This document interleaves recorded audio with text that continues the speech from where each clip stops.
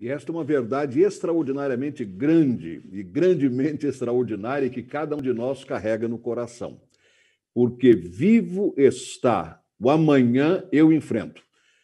E você, da mesma maneira, nós podemos enfrentar o amanhã. E o amanhã, para nós, é uma incerteza muito grande mesmo. Mas com Cristo, e especialmente com o Cristo vivo, porque não é apenas ter uma ideia de Cristo, uma noção de Cristo, não. Ter uma vivência, uma experiência com Cristo, faz com que nós digamos: o amanhã eu enfrento, porque a vida vale a pena viver com Cristo. É isso mesmo, vale a pena viver. Como a irmã Marli Caruso e mais os cantores da Liberdade acabam de nos apresentar e inspirar o nosso coração. Como também com os cânticos que tivemos pouco antes, vários deles trazidos pela nossa juventude e que enterneceram a nossa alma. Com essa certeza, todos eles tiveram uma única mensagem: Jesus Cristo está vivo, e com Jesus Cristo nós não temos o que temer. É evidente que, humanamente falando, há muitas preocupações. Humanamente falando, há ansiedades. Humanamente falando, chegamos a ter angústias. Isto nós sabemos, faz parte da nossa caminhada. Mas, mais uma vez, com o Senhor Jesus ao nosso lado, com o Senhor Jesus à nossa frente, com o Senhor Jesus na nossa retaguarda, nós vamos continuar, vamos enfrentar o amanhã, porque vale a pena qualquer enfrentamento com Cristo ao nosso lado. Filipenses 4:13 afirma isto: eu posso todas as coisas, não algumas coisas, não a maioria das coisas, não. Posso todas as coisas naquele que me fortalece. E por isso nós, neste domingo, dia da ressurreição, nós celebramos, nós cantamos. Por quê? Porque nós estamos celebrando uma tremenda vitória. Primeira vitória sobre o pecado. E depois a vitória sobre a morte. A morte será, nas palavras do apóstolo Paulo, nosso último inimigo a ser vencido, mas ele já está vencido. O que vai acontecer é que na nossa ressurreição, baseada na ressurreição de Jesus, nós vamos nos apropriar finalmente dessa vitória em termos práticos, em termos concretos, mas vivemos pela fé, olhando para frente, para o autor e consumador da nossa fé, que é nosso Senhor e Salvador Jesus Cristo. É por isso que há pouco, por exemplo, o diácono Valne e irmã Doris nos trouxeram os desafios da contribuição, do dízimo, das ofertas alçadas, como também da Liber em Missão. Isto é, nós somos uma igreja que tem uma missão dada pelo Senhor. Quando lemos Atos 1:8, nós temos esta missão claramente: Senhor Jesus Cristo, absolutamente vivo, 100% ressurreto, pouco antes de subir de volta para o céu, porque nos versículos subsequentes nós já o encontramos em plena ascensão. Ele disse: vocês receberão poder ao descer sobre vocês o Espírito Santo, e vocês serão minhas testemunhas em São Paulo, Jerusalém, no estado de São Paulo, na Judéia, na Samaria, nas variadas localidades e variadas situações, para todas as pessoas, sejam elas quais forem, e até os confins da terra. No exterior, vocês são minhas testemunhas. Somos uma igreja em missão permanente. Quando a pandemia nos pegou de surpresa o ano passado, esta missão não parou, porque nós servimos a um Cristo vivo e, por isso, vale a pena viver a vida e enfrentar o amanhã. Nesta próxima quarta-feira, por exemplo, no culto de oração, a diretoria da igreja fará uma exposição sobre a nossa missão no ano de 2020.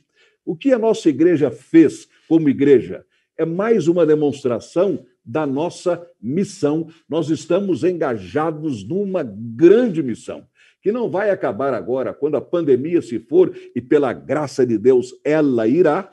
nós vamos continuar a missão, porque essa missão nunca parou desde o ano passado. Aliás, ela nunca parou desde que a nossa igreja foi organizada no dia 30 de abril de 1909. Estamos agora para completar 112 anos.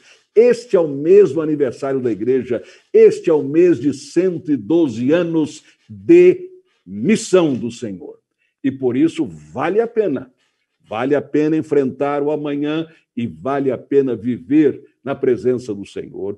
Por causa desta missão, nós teremos, na continuação deste culto, antes de encerrá-lo, mais uma celebração da ordenança da ceia do Senhor. Nós a celebramos hoje pela manhã. Vamos fazê-lo mais uma vez no final deste culto, todos nós celebrando a ceia do Senhor. Você ainda tem tempo para preparar os seus elementos em casa, isto é, o pedacinho de pão, mais o seu cálice com suco de uva, para que nós juntos participemos, como Igreja de Jesus, da ceia do Senhor daqui a pouco. E eu devo dizer que você que está participando do culto via YouTube pode continuar exatamente onde você está e participar da ceia. Se você desejar entrar na sala Zoom e então interagir com as pessoas, porque no YouTube você vai interagir através de mensagens no chat. Na sala Zoom você vai conversar, você vai ver as pessoas, então você pode entrar. O link da sala Zoom para a ceia do Senhor, esse link vai aparecer no próprio chat do YouTube, você vai vê-lo aí. Esse link vai aparecer na chamada para o culto no YouTube. Esse link está no WhatsApp da igreja. Então, há possibilidades de você acessar a sala Zoom e interagir com todos nós. Mas se você quiser continuar apenas no YouTube e interagir pelo chat, da mesma forma, você vai participar da ceia do Senhor. Por quê? Porque somos uma igreja em missão. Vale a pena enfrentar o amanhã e vale a pena viver, porque Cristo vivo está. Nós estamos considerando nesta oportunidade, como parte da nossa missão, aquilo que a palavra de Deus tem para nós. E eu chamo a sua atenção para a leitura no Evangelho de Lucas, no capítulo 24, a começar do versículo número 13. Ali nós temos um encontro do Senhor Jesus com dois discípulos que estavam a caminho da vila de Emaús, cerca de 11, 12 quilômetros a noroeste da cidade de Jerusalém. Estavam caminhando. E eis que o Senhor Jesus se aproxima deles. É um dos textos mais comoventes que nós temos na palavra de Deus, particularmente nos evangelhos. E eu quero então ler este texto para você, no meu desejo e na minha oração de que você receba a palavra do Senhor enquanto nós a estamos lendo. Lucas, capítulo 24, a partir do versículo 13. Naquele mesmo dia, dois discípulos estavam indo para uma aldeia chamada Emaús. Interessante que a palavra Emaús quer dizer riacho quente. Cerca, como eu disse, de 11 a 12 quilômetros de Jerusalém, que ficava a uns 10 quilômetros de Jerusalém. E iam conversando a respeito de tudo o que tinha acontecido. Enquanto conversavam e discutiam, o próprio Jesus se aproximou e ia com eles. Porém, os olhos deles estavam como que impedidos de o reconhecer. Tristeza, decepção, como veremos daqui a pouco, numa resposta que deram a Jesus. Tristeza pela morte daquele que eles consideravam e aceitavam como o Messias, o Cristo enviado de Deus. Decepção porque aquilo que ele, o Messias, dissera que faria, acabou não sendo feito. Então, os olhos deles estavam impedidos de reconhecer Jesus pela tristeza, pela dor, pela saudade, pela separação, pela decepção, pelo desapontamento. Então ele, Jesus, lhes perguntou: o que é que vocês estão discutindo pelo caminho? E eles pararam entristecidos. Esta pode ser a minha realidade e a sua realidade neste momento. tristeza profunda na alma. Pelo sofrimento de Jesus, mas este já passou há 21 séculos, ele ressuscitou, mas tristeza do dia a dia da vida. Tristeza por aquilo que tem acontecido a você muito recentemente.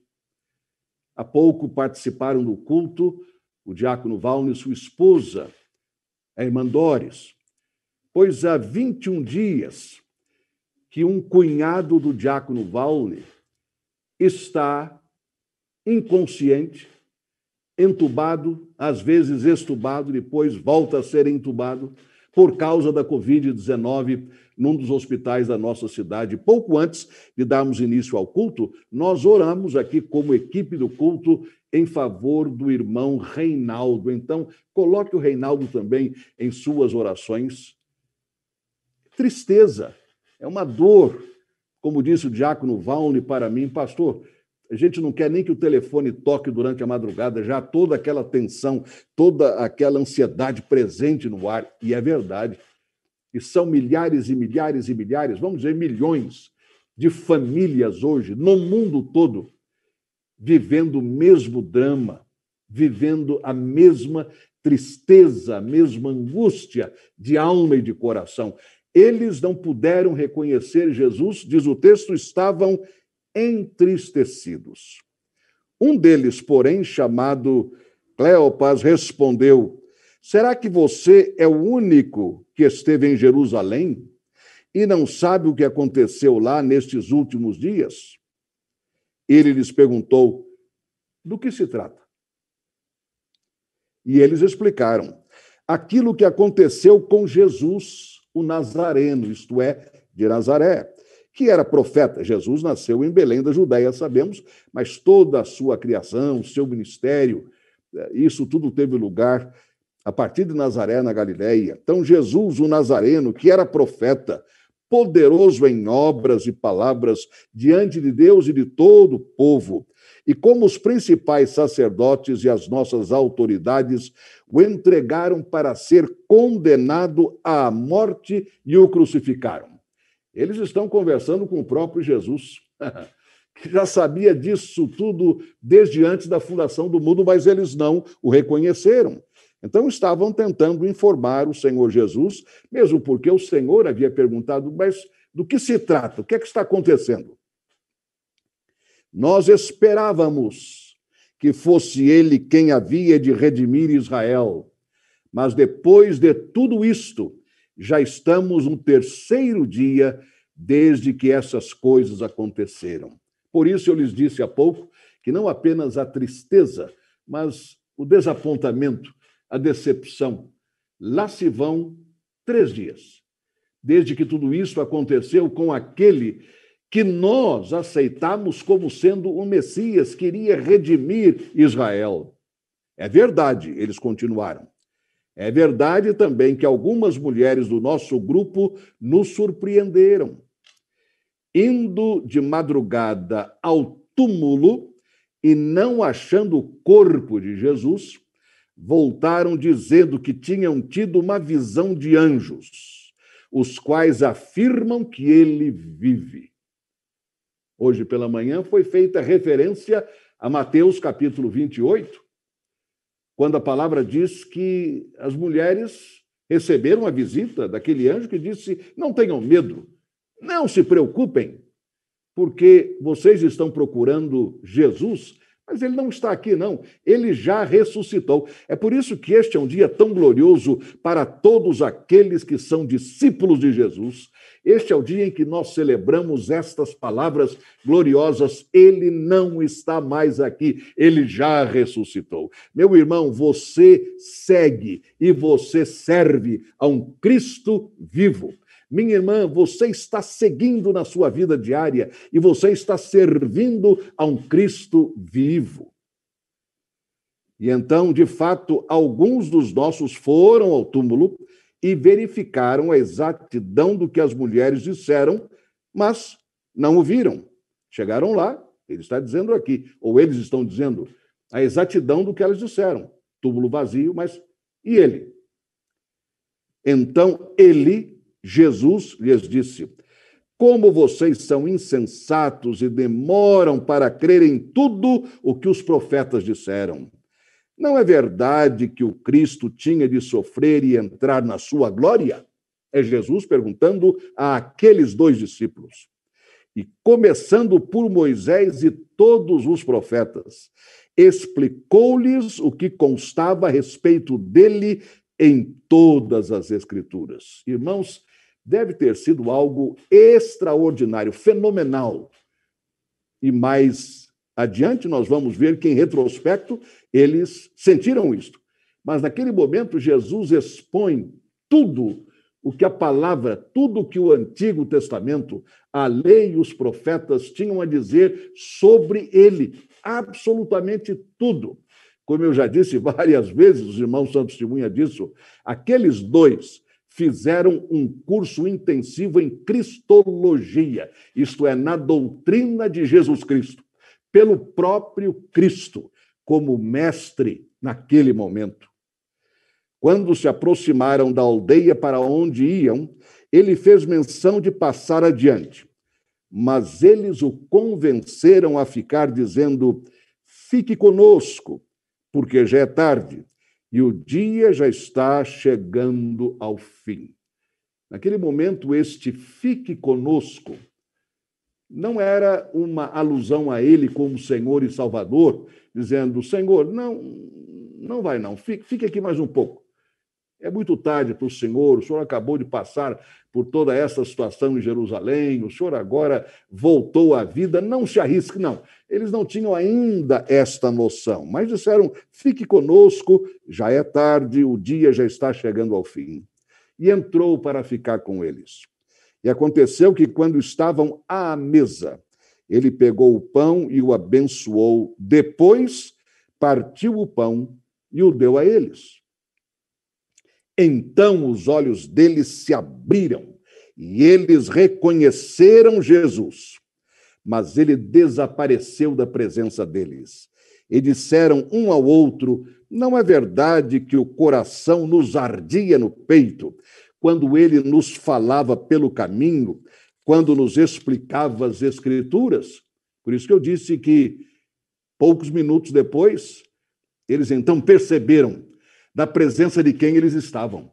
E dizem mesmo: nosso coração estava ardendo quando ele nos expunha as Escrituras. E na mesma hora, levantando-se, voltaram para Jerusalém, onde acharam reunidos os 11 e os outros com eles, os quais diziam: de fato, o Senhor ressuscitou e já apareceu a Simão.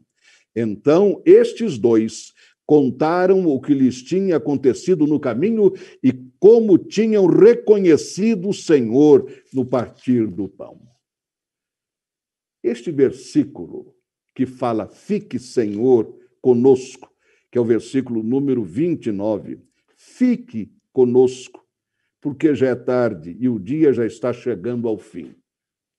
E depois eles perceberam: é Jesus, mas já era tarde. Ele desapareceu diante deles. Esta expressão tem servido de motivo para poetas em todo o mundo. Porque este fique conosco é o brado do nosso coração, é o sentimento da nossa alma, é a nossa oração o tempo todo. A cada dia nós dizemos, ainda que sem pronunciar estas palavras, mas na mente, no coração, ou mesmo orando, nós dizemos: Senhor, fica conosco. Não te vás, mas permanece conosco. E um dos nossos poetas, o saudoso e celebrado Gioia Júnior, escreveu este belíssimo poema: Fica, Senhor, comigo. Fica, Senhor, comigo. A noite é vasta e fria. Segura minha mão até que chegue o dia. Em tua companhia é claro o meu caminho, e eu não quero ficar para sempre sozinho. Não fosse o teu cuidado, e eu, por certo, estaria abatido e infeliz numa senda de espinho. Fica, Senhor, comigo. O coração da gente é fraco e pequenino e bate fortemente ao ruído menor dos prenúncios fatais, de procelas cruéis e rudes temporais. Dá que eu possa sentir, Senhor, eternamente, amparando o meu ser, teus braços paternais. Fica, Senhor, comigo. A mocidade passa com uma leve espiral escura de fumaça, e a solidão do velho é triste e sem alento, e plena de incerteza e mau pressentimento. A teu lado eu terei consolo na desgraça, conforto na miséria e paz no sofrimento. Fica, Senhor, comigo.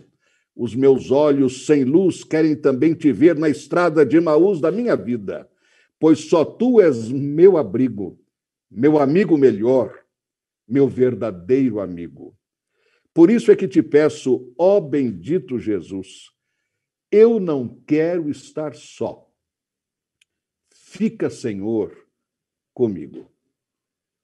Esta tem sido a minha oração e estou certo a sua oração também. Especialmente nos momentos tão tristes, tão difíceis, tão complicados que nós atravessamos e temos de enfrentar. E nestes dias, particularmente, esta oração, fica, Senhor, comigo, tem sido feita por milhões de pessoas em nosso país e em todo o mundo, pedindo a Deus o fim da pandemia e deste flagelo que se abateu sobre toda a humanidade. No dia 1º de março de 2006, a minha saudosa mãe, Isaulina de Aguiar Vasconcelos, foi chamada à presença do Senhor. E nos últimos tempos da sua vida, ela gostava demais de um hino também baseado neste episódio de Emaús, Fica, Senhor, comigo. Um hino que foi gravado por muitos cantores evangélicos, entre os quais o nosso conhecido Luiz de Carvalho. E minha mãe gostava muito, ela cantarolava muito esta canção.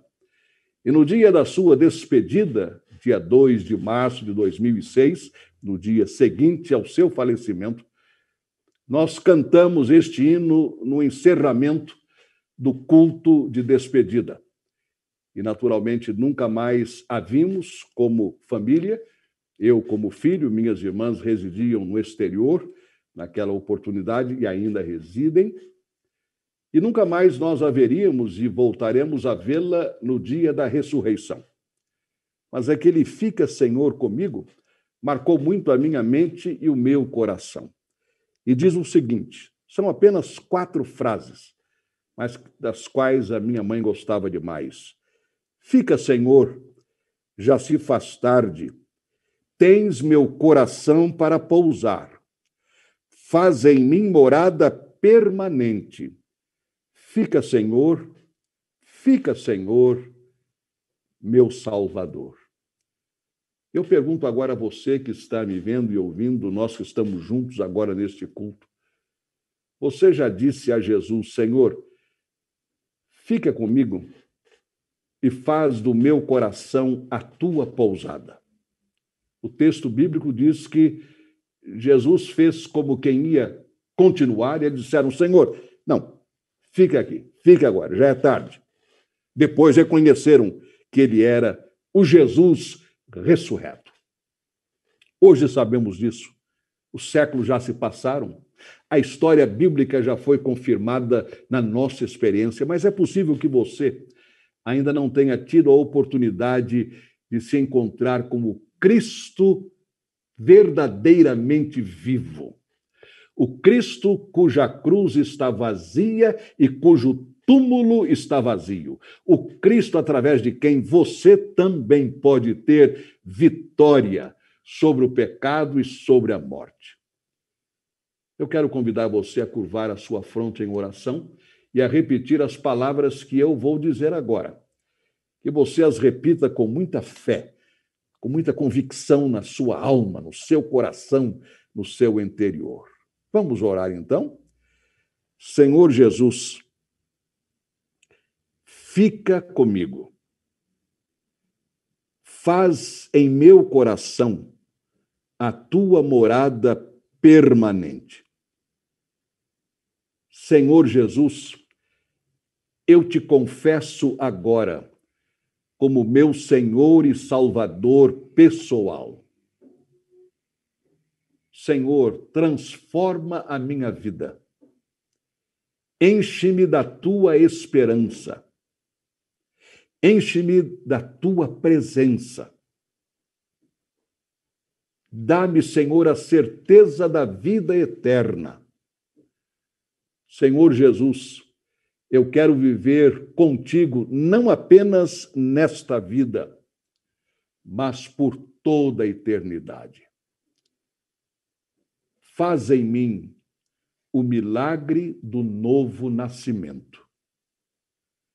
Senhor, neste domingo da ressurreição, eu abro o meu coração para ti.